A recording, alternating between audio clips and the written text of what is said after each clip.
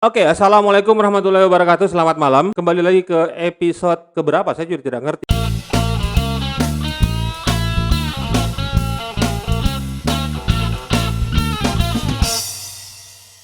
Tamu saya hari ini juga spesial karena ini orang Sulawesi, terus merantau ke Jawa, kembali lagi tiba-tiba ada di Palopo, tiba-tiba main film, tiba-tiba main web seri. Saya tadi sempat googling namanya dia, yang muncul itu dari kata Anjas, muncul 3 nama yang beken. Yang pertama, Anjas Mara. Yang kedua, Anjas Asmara. Yang berikutnya, Anjas Cambang. Tepuk tangan untuk Anjas Cambang. Kita tos dulu. Setidaknya dari 3 itu ada masuklah 3 besar. Tapi ada satunya yang kasih lihat Kak waktu gini ada cincin emasnya. Saya tidak ada gitu. Sengaja disimpan di rumah kayak gitu ya. Oke, Anjas Cambang, selamat datang di studio saya yang sederhana. Ini saya sudah janjian sama dia sejak bulan lalu. Sejak masih di Jogja. Masih di Jogja. Terus saya tanya sama dia, "Apa kau bikin di Jogja?" Gitu. "Apa kau bikin di sana?" Interview sama Hendra Wijaya. Itu salah satunya. Salah satunya. Karena kerinduan supporter PSM juga tuh sama kaptennya. Iya. Nah, tapi besarnya suaranya, Di. Kita bahas nanti itu, tenang. Oke. Tapi apa namanya?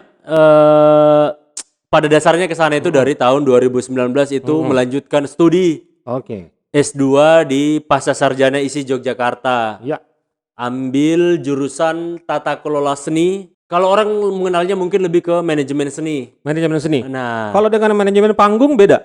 Nah, itu dia. Jadi tata kelola seni itu terbagi menjadi 3. Yang pertama tata kelola seni pertunjukan, yang kedua museum dan galeri, dan yang terakhir pariwisata dan budaya. Nah, pariwisata dan budaya. Nah, saya di situ. Oke. Karena saya rasa bahwa di museum dan galeri saya tidak begitu tahu tentang itu, dunia apa perupa, lukisan gitu saya tidak begitu tahu. Nah, kalau di dunia pertunjukan sebenarnya dari kemarin-kemarin juga saya di situ, stand up komedian, teater dan lain sebagainya. Saya rasa butuh kayaknya input yang baru, makanya saya ambilnya justru ke manajemen seni budaya dan pariwisata, Kak. Karena semakin kesini, Kak, semakin saya merasa bahwa kayaknya saya bisa lebih konsen kalau memanajemeni saja, karena selama ini saya ada di atas panggung tapi juga ikut berpikir bagaimana konten kreatifnya, bagaimana produksinya, bagaimana. Nah, semakin kesini saya beranggapan bahwa kayaknya bisa optimal, maksimal ini yang saya buat kalau saya di belakang panggung saja deh. Nah, itu dia tadi apa yang mau dibikin sama Anjas nanti. Kenapa kuliah di Jogja jauh-jauh ya, sempat kemarin gagal pulang, gagal terbang. Iya, karena ini kata terlockdown semua bandara ditutup. Makanya saya di Jogja membusuk. Bicara tentang stand up comedy, Anjas ini jebolan dari stand up comedy di Metro dan Kompas TV, betul? Iya. Dua-duanya. Benar. Bagus mana? Enak mana maksudku? Perasaan secara pribadi.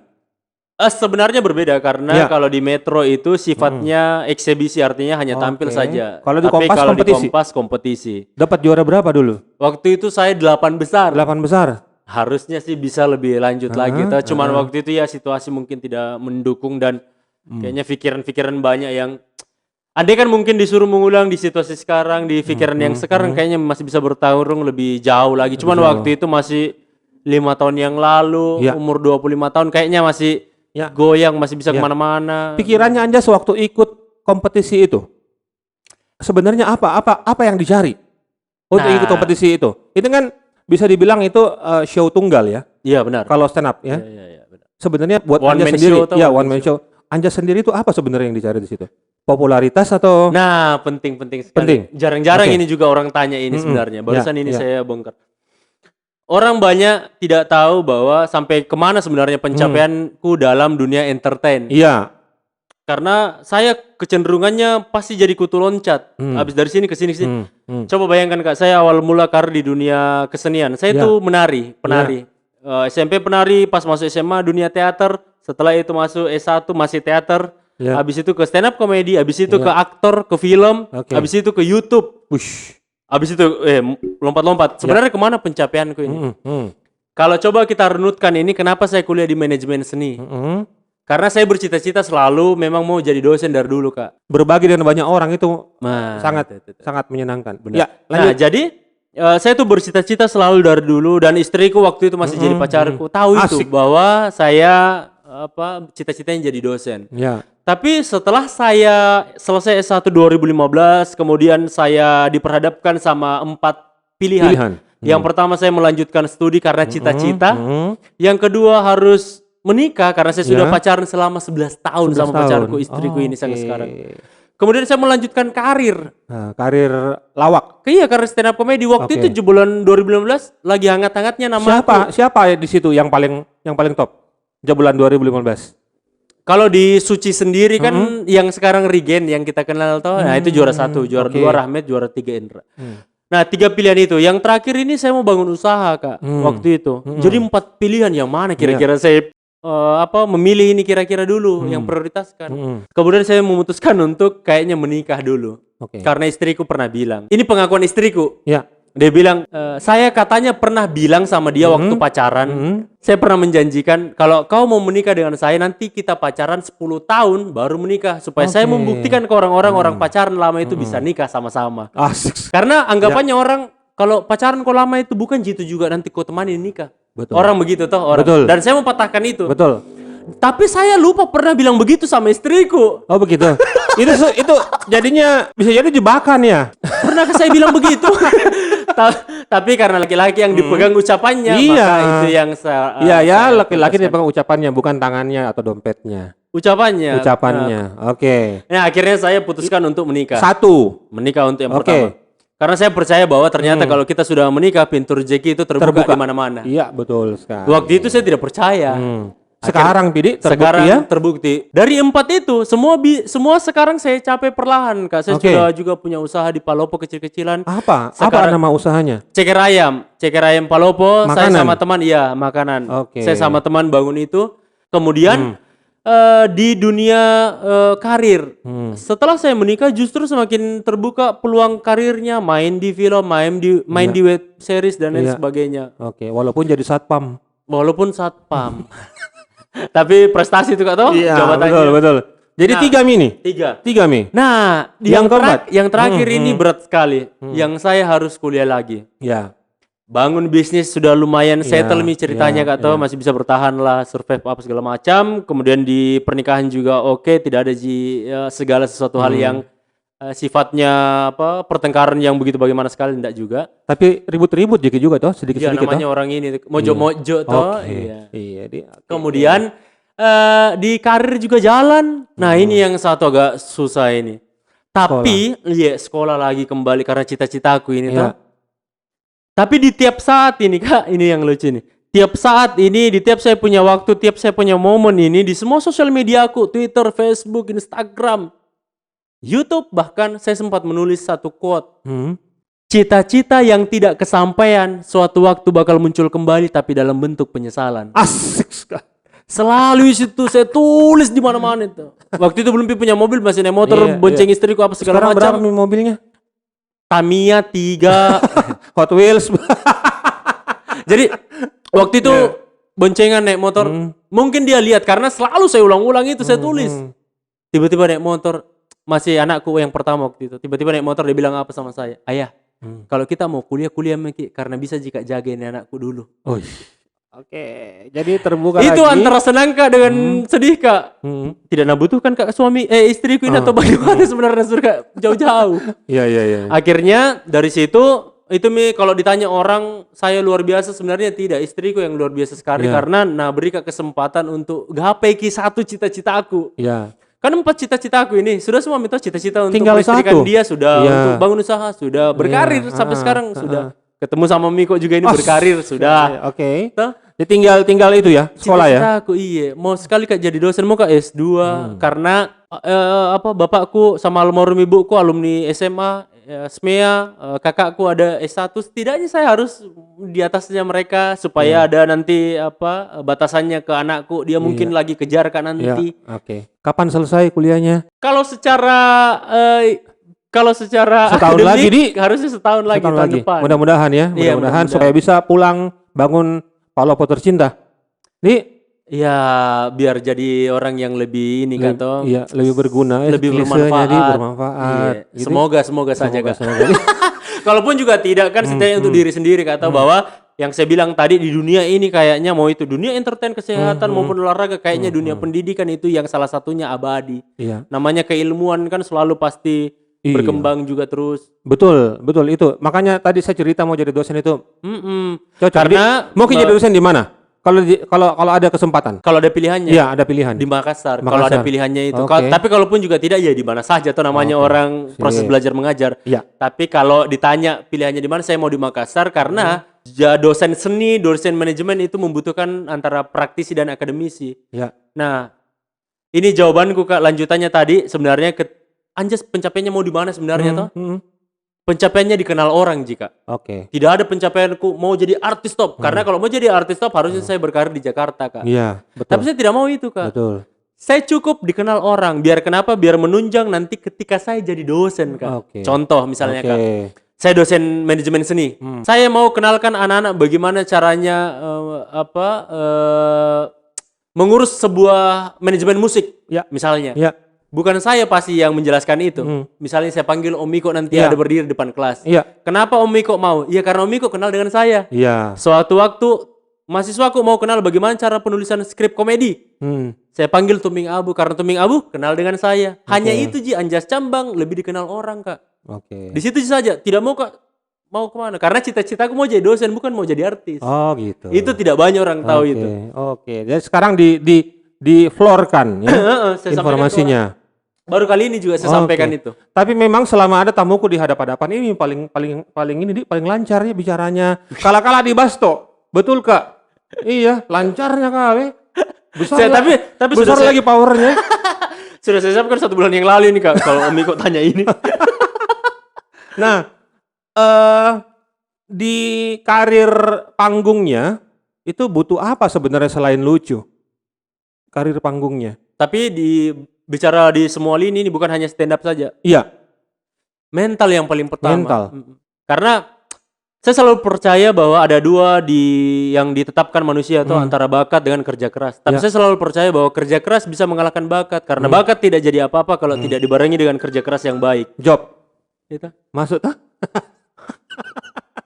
Tidak dibarengi dengan kerja keras yang baik. Makanya yang dibutuhkan itu sebagai performer ya mental, ya kerja kerasnya itu. Ya. Nah, Karena kalau bakat itu bisa jadi asa. Nah, tadi sempat dia bilang masalah dia mau dikenal orang supaya nanti gampang memudahkan. Nah, kan saya pernah baca Anjas kehilangan cambang di salah satu film. Wah, itu dia. Saking mahalnya dibayar itu Kak. Oke. Jadi karena mahal mengorbankan image-nya Anjas Cambang ya pasti bercambang toh. Iya. Anjas Cambang itu bagaimana ceritanya? Tepatnya di film Molulo 2. Yang harusnya tayang sebelum Covid belum ini. rilis ya? Belum Kak. Oke. Mau ada jadwalnya sebelum Covid ini, tapi ternyata pas Covid berdampak semua ke film, jadi diundur semua film karena tidak ada orang yang mau juga dikorbankan filmnya tuh tidak ada penonton. Iya. Kalau ditanya kenapa memotong cambang, karena pada dasarnya karena saya berangkatnya tidak seperti mungkin kawan-kawan yang langsung terjun ke dunia film. Saya berangkatnya dari dunia teater soalnya. Lebih ke akar rumput lagi tuh, lebih ke grassroots. Jadi saya mencoba untuk bermain di banyak peran saja Kak, mencoba untuk banyak peran. Makanya kenapa jadi satpam mau menjadi ada lagi film yang saya belum tayang juga, Balak Puang itu saya juga jadi yang orang agak ada apa? Bukan yang genre horor ya? Nah, horor itu juga yang saya di Malino. Malino itu dia. Nah, saya juga main di situ. Makanya saya coba beberapa peran. Ya karena basicnya dari teater. Teater kan diajarkan bagaimana memainkan sebanyak mungkin karakter peran karena basicnya lagi dari monolog. Gitu. Nah, saya berangkatnya dari monolog. Apa prestasinya di dunia teater? Jadi kalau di teater sendiri di tahun 2010 ikut FTMI. FTMI itu Festival Teater Mahasiswa Indonesia. Iya. Se-Sulawesi Selatan, Sulawesi Barat. Ya. Waktu itu yang ke-7 di Parepare. Oke. Saya bersama teman kampus, komunitas namanya Teater Kampus FSD UNM, Fakultas Indah Desain Universitas Negeri Makassar. Saya ikut di situ, kebetulan juara 1. Oke. Juara umum dan saya jadi aktor terbaik waktu itu. Memainkan peran Sulaiman, naskahnya Malam Jahanam dari Motinggo Bushke waktu itu. Kemudian di tahun 2011 karena saya tidak puas Yang lagi-lagi saya bilang saya tuh kotu loncat sekali kayaknya kayak sudah di situasi ini sudah membuktikan sesuatu. Saya harus move itu. Betul. Jadi abis dari situ saya merasa bahwa kayaknya saya jadi juara umum, jadi aktor terbaik karena didukung sama teman-temanku kayaknya ini. Teman-temanku yang hebat kayaknya ini. Tapi kalau saya sendiri mampu tidak begitu Kak. Akhirnya saya coba cari di Google itu. Akhirnya ketemu namanya Stigma, Festival Teater Monolog Mahasiswa.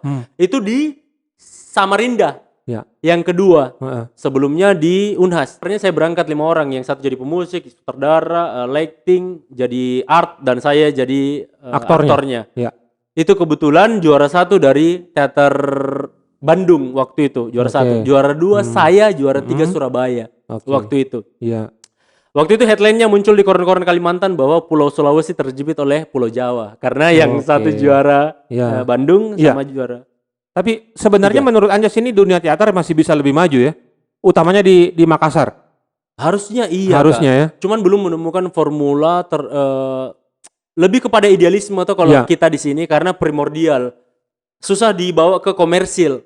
Ya. Karena kenapa? Karena belum, kalau misalnya saya komparasi di Jogja Kak, di Jogja pertunjukan teater yang nonton adalah orang awam, orang yang tidak ngerti teater, orang yang tidak berkecimpung dalam dunia teater. Kalau di sini, onani setidaknya kita yang berbuat, kita juga yang menikmati. Harusnya kesenian itu harusnya meluas. Tapi bahasa onani itu sudah umum dibahasakan dalam dunia teater.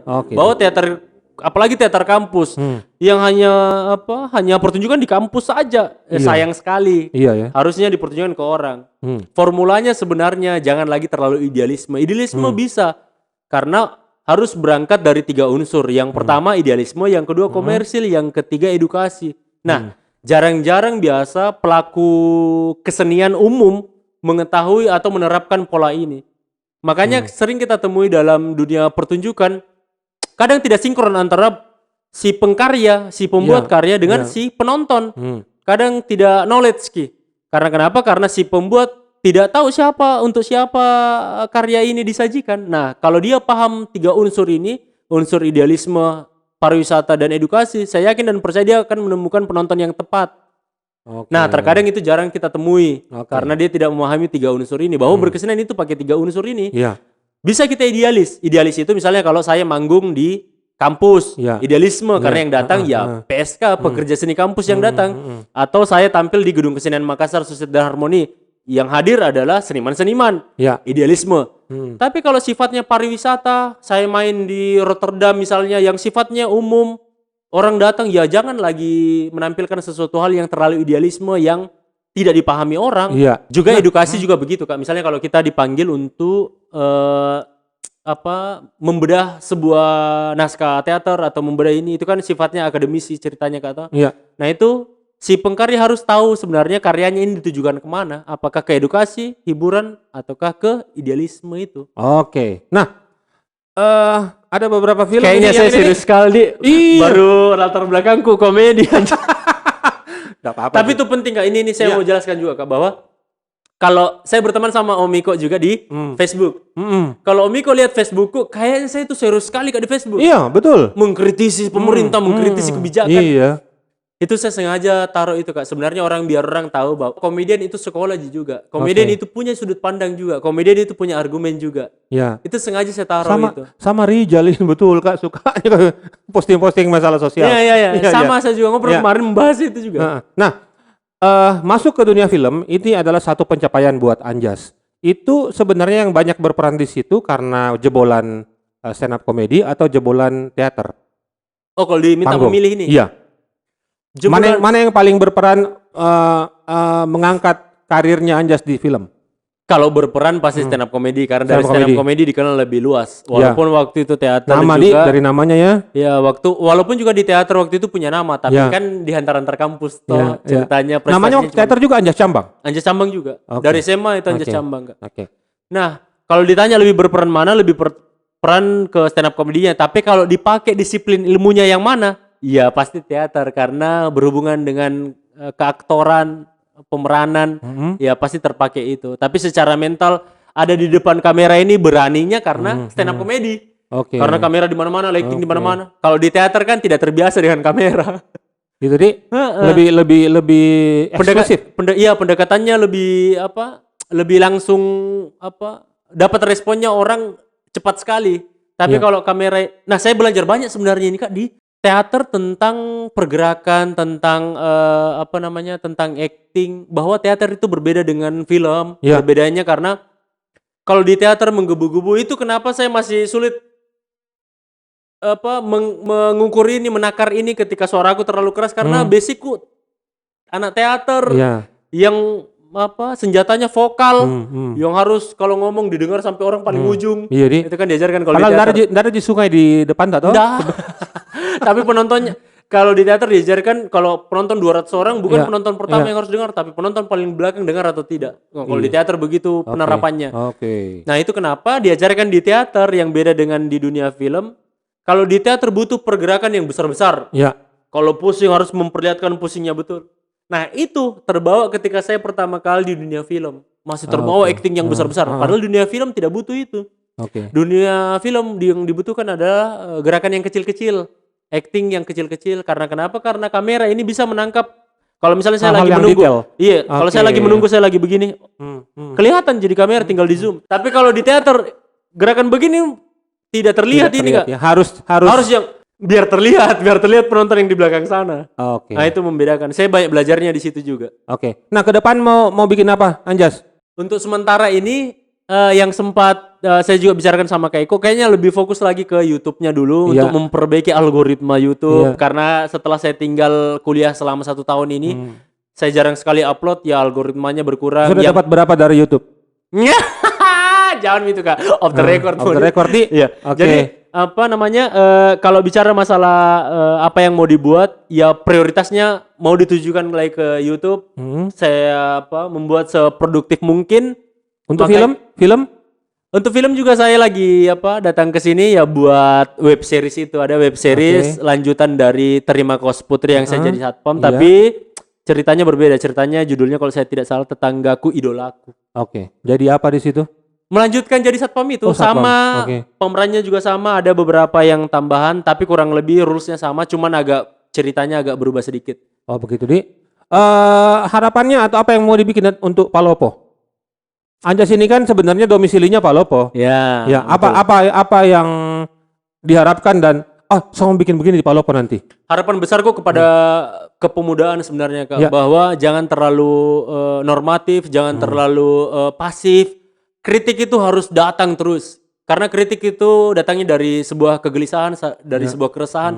Nah, ini kecenderungannya biasa pemerintah dalam hal ini stakeholder ketika dikritik baper bahwa berangkatnya itu dari kebencian. Ini salah. Bahwa kritik itu datangnya dari kegelisahan, dari keresahan. Sedangkan mencaci maki itu baru datangnya dari kebencian. Ini dua hal yang berbeda.